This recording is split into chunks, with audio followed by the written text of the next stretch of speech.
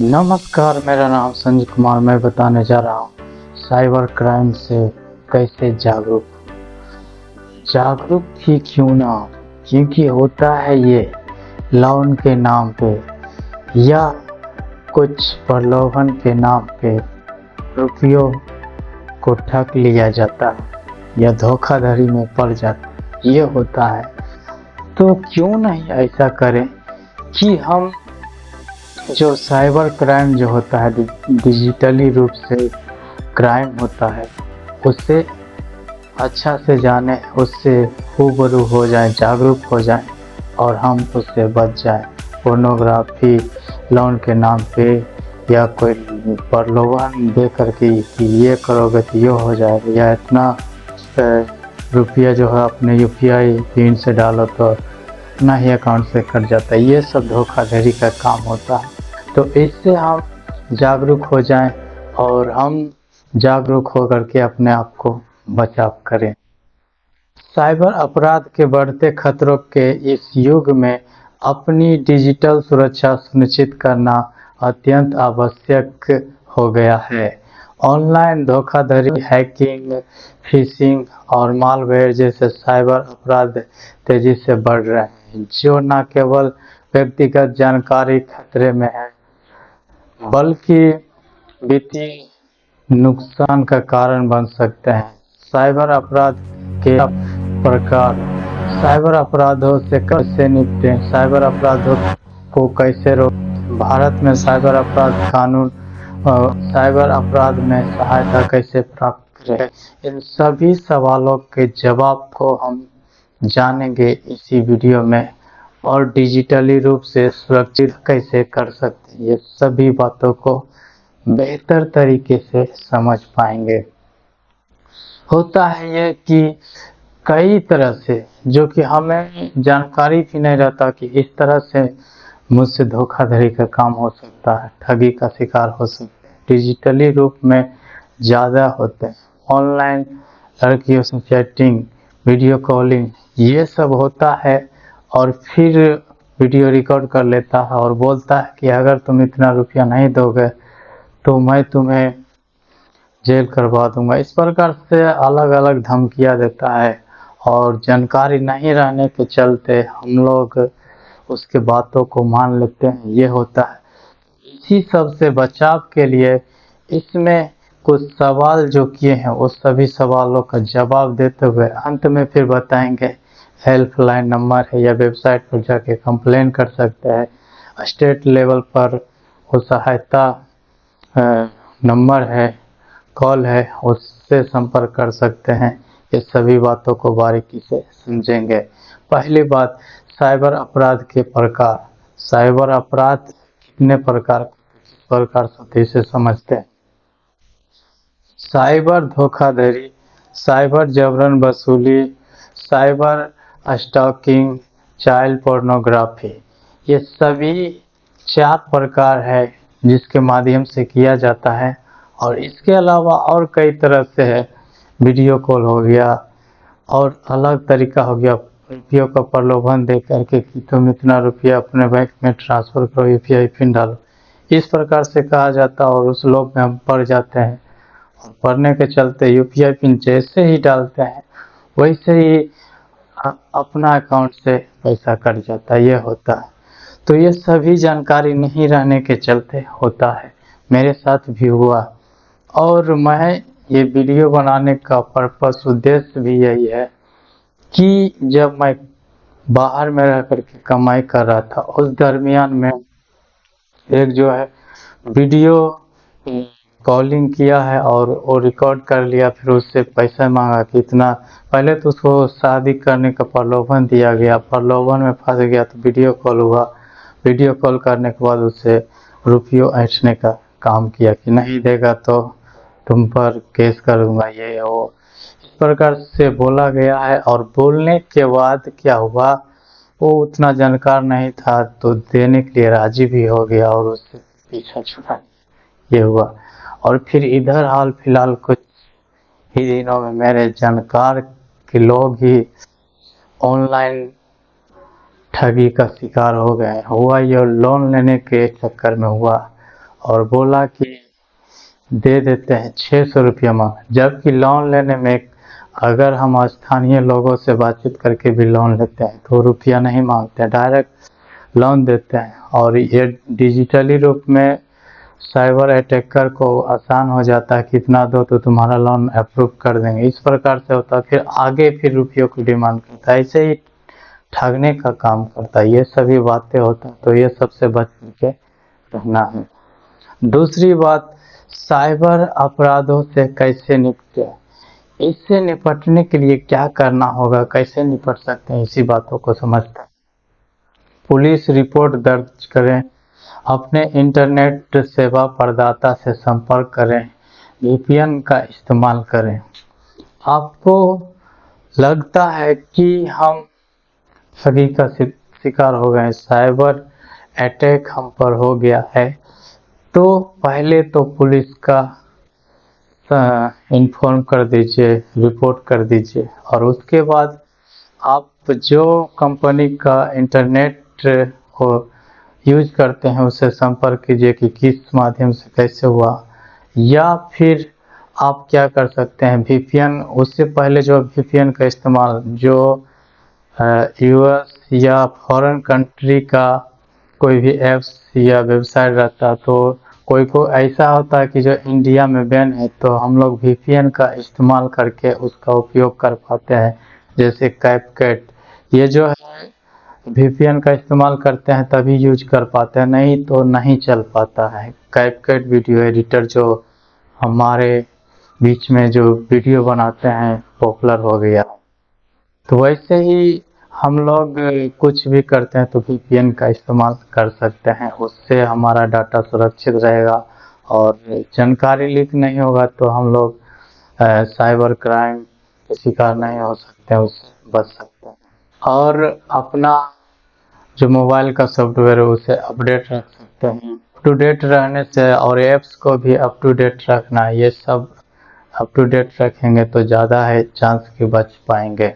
तीसरी बात, साइबर अपराधों को कैसे रोकें, साइबर अपराध को कैसे रोक सकते हैं, क्योंकि साइबर अपराध बहुत ज़्यादा होता है और इससे रोकने के लिए हम लोग को जागरूक होना है और ये जागरूकता फैलाना है और अपने आसपास में भी इसकी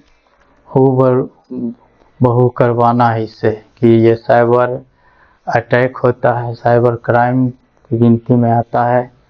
और उसके अलावा सावधान रहें कि आप क्या क्लिक करते हैं, कोई अनजान लिंक जो होता है उस पर क्लिक नहीं करना है। कोई वेबसाइट या एप्स का लिंक होता है, उसमें जाने के बाद उसमें फंसते जाते हैं, ये होता है।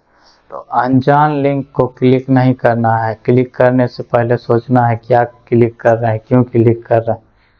और मजबूत सुरक्षा या कहीं जो मोबाइल का पासपोर्ट होता है वो मजबूत बनाना है, या किसी भी ट्रस्टेड वेबसाइट में आप लॉगिन करते हैं तो उसमें अपना मजबूत पासपोर्ट बनाना है। फिर फिशिंग घोटाले से सावधान रहना है, इस प्रकार के घोटाले से सावधान, जानकारी मिल जाता है तो उससे तो और सतर्क हो जाना है, क्योंकि पहले ही सतर्क हो जाएंगे तो इस प्रकार के धोखाधड़ी में नहीं पड़ सकते हैं। चौथी बात, भारत में साइबर अपराध कानून, भारत में साइबर अपराध कानून है या नहीं ये भी देखेंगे। सूचना प्रौद्योगिकी अधिनियम 2000, ये एक नियम है जो कि साइबर क्राइम को रोकने के लिए है और उस पर ये धाराएं लग सकता है, अधिनियम उस पर लागू हो सकता है। भारतीय दंड संहिता 1872, ये भी अधिनियम है, दंड संहिता है जो कि इस पर लागू होता है। फिर साइबर अपराध रोकथाम अधिनियम 2015, ये बिल 2015 में पास हुआ था और ये अधिनियम भी उस पर लागू होता है। तो ये चौथी बात देखें कि नियम भारत में है कि नहीं साइबर क्राइम करने वालों के विरुद्ध, तो नियम है। तो पांचवा बात आ जाता है साइबर अपराध में सहायता कैसे प्राप्त करें। अगर हम साइबर क्राइम के शिकार हो जाते हैं, साइबर अटैक हम पर हो जाता है, तो हम फंस जाते हैं उस जाल में, उस चक्कर में। तो हम सहायता कैसे प्राप्त कर सकते हैं, इसी को हम देखेंगे। तो सहायता प्राप्त करने के लिए आपको करना होगा, सबसे पहले राष्ट्रीय साइबर अपराध जांच, वहाँ पर जो वेबसाइट होता है www.cybercrime.gov.in, उस पर अपना कंप्लेन कर सकते हैं, या फिर राज्य साइबर इकाइयाँ पर संपर्क कर सकते हैं। उसका नंबर है 0612223898। इस पर संपर्क कर सकते हैं, या साइबर अपराध हेल्पलाइन है 1930, इस पर भी कॉल कर सकते हैं। तो ये कुछ सहायता प्राप्त करने की बात है, जिसके माध्यम से हम सहायता प्राप्त कर सकते हैं। और नज़दीकी साइबर क्राइम के विरुद्ध कुछ इकाइयां हैं, तो आप उससे भी संपर्क कर सकते हैं, वहां पर अपना रिपोर्ट दर्ज करा सकते हैं। नहीं तो गवर्नमेंट का वेबसाइट है, उसमें आप कंप्लेंट दर्ज कर सकते हैं। उसके लिए आप जो ट्रांजैक्शन किए उसका स्क्रीनशॉट, ट्रांजैक्शन आईडी, ये सब जो है स्क्रीनशॉट लेकर के रखना है। वो फिर उसके माध्यम से वो आपको रिफंड करके देंगे। नहीं तो ऐसे ही कंप्लेन करेंगे तो कोई फ़ायदा नहीं होगा। या फिर वो 1930 पर कॉल करेंगे तो वो उससे फिर मैसेज आएगा, मैसेज में लिंक रहेगा, उस पर क्लिक करके डायरेक्ट जो गवर्नमेंट का वेबसाइट उस पर पहुंच जाएंगे। और पहुंचने के बाद फिर आप उसमें अपना कंप्लेन लिख सकते हैं। स्क्रीनशॉट है, जो ट्रांजैक्शन आईडी है, वो सब का स्क्रीनशॉट आप दे सकते हैं। या कुछ प्रूफ भी है, जैसे कि होता आजकल लोन लेने में अपना प्रूफ, आईडी, आधार कार्ड, ये सब भी दे देता, तो वो सब भी वहाँ अटैच कर देंगे, तो जल्दी साइबर अटैकर को ट्रैक कर पाएंगे और आपको रुपया रिफंड दे पाएंगे।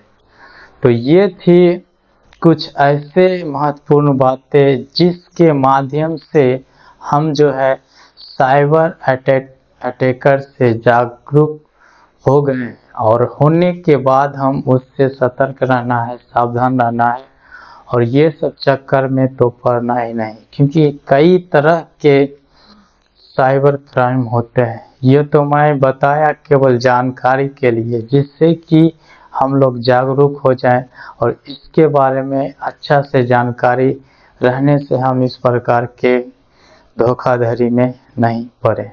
क्योंकि पढ़ते हैं तो आप बहुत ज़्यादा नुकसान झेलना पड़ेगा, और फिर आप रोएंगे, पछताएंगे, तो उससे कोई फ़ायदा नहीं होगा। उसके लिए हेल्पलाइन भले है, तो उसका प्रोसीजर, जो प्रक्रिया है, प्रक्रिया के माध्यम से फिर आपका रुपया जो कटा है आपके बैंक अकाउंट से, वो रिफंड हो पाएगा।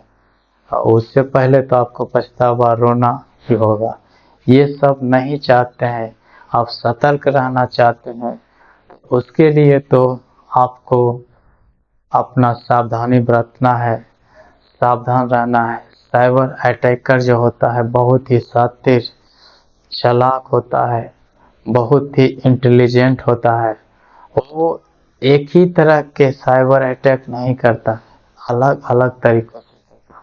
जितना बताएं इसके बारे में तो जानकारी हो गया, लेकिन और कई ऐसे तरीके हैं जिसके माध्यम से वो आपको अटैक कर सकते हैं। आपके बैंक जो है, उस बैंक के नाम से, कि मैं इसका मैनेजर बोल रहा हूँ, तुम्हारा आधार अपडेट नहीं, तो आधार आप नंबर बताओ, अपडेट कर देता हूँ, ओटीपी जाएगा, ओटीपी बताना, तो उससे भी आपका बैंक अकाउंट खाली कर देगा। और एक तो ऐसा है कि आपसे बातचीत कर रहे हैं कि कैसे हो, क्या कर रहे हो, बैंक के अकाउंट सब सुरक्षित है, इस प्रकार से आपके सुरक्षा के बारे में भी बातचीत करते हो, आपके बैंक अकाउंट से खाली कर देंगे, ये सब भी है।